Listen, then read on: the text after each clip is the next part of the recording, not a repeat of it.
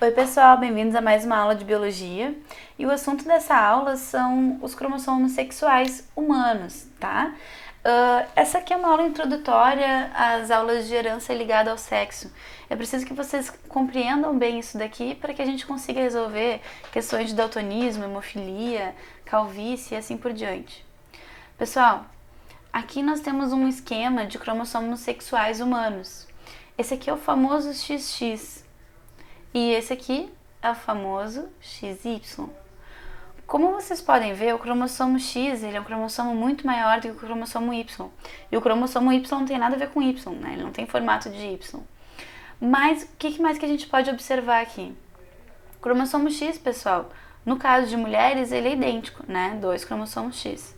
E no caso de homens, que tem um cromossomo X e um cromossomo Y, existe uma região que a gente chama de região homóloga.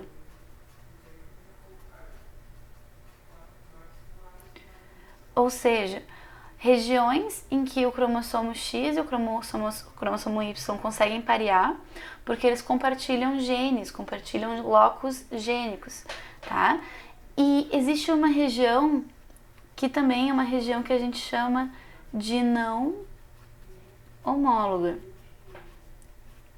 Ou seja, existe uma região no cromossomo X que é exclusiva do cromossomo X e existe uma região no cromossomo Y que é exclusiva do cromossomo Y.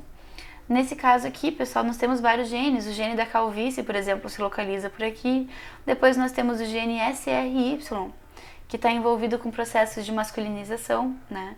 Então, por exemplo, existem algumas síndromes em que a pessoa ela é, por exemplo, XXY, tá?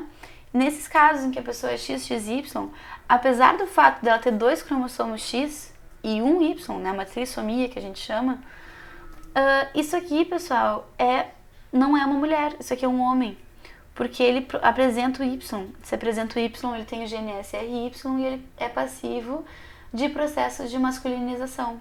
Nesses casos aqui, claro, vai ser um homem feminilizado, porque vai ter bastante produção de estrogênio e progesterona, né?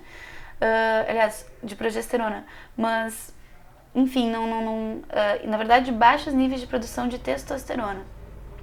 Então, a gente não pode considerar que vai ser um homem fértil, né, de maneira nenhuma.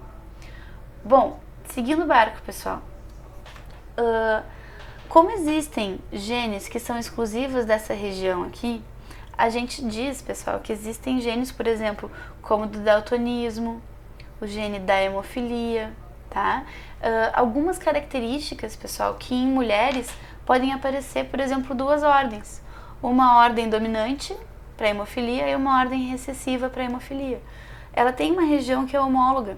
Então eu posso dizer que mulheres podem ser heterozigotas para hemofilia, eu posso dizer que mulheres são homozigotas para o daltonismo, né? Eu posso dizer que são homozigotas recessivas para algum outro alelo que tem ali. Mas homens não, porque esse gene só vai estar presente aqui nessa parte do cromossomo X, né? Na parte do cromossomo Y ele não vai estar presente. Então eu nunca posso dizer que homens são heterozigotos ou homozigotos para genes que estão nessa região exclusiva do cromossomo X. Eu digo que os homens são hemizigóticos, tá? Homens são então hemizigóticos porque eles só apresentam um representante de cada um desses alelos, enquanto mulheres podem apresentar 2. Então a mulher pode ser homozigota ou heterozigota, enquanto homens, no caso de genes ligados ao cromossomo X, vão ser sempre hemizigóticos. Certo, pessoal? Beijão e até a próxima aula.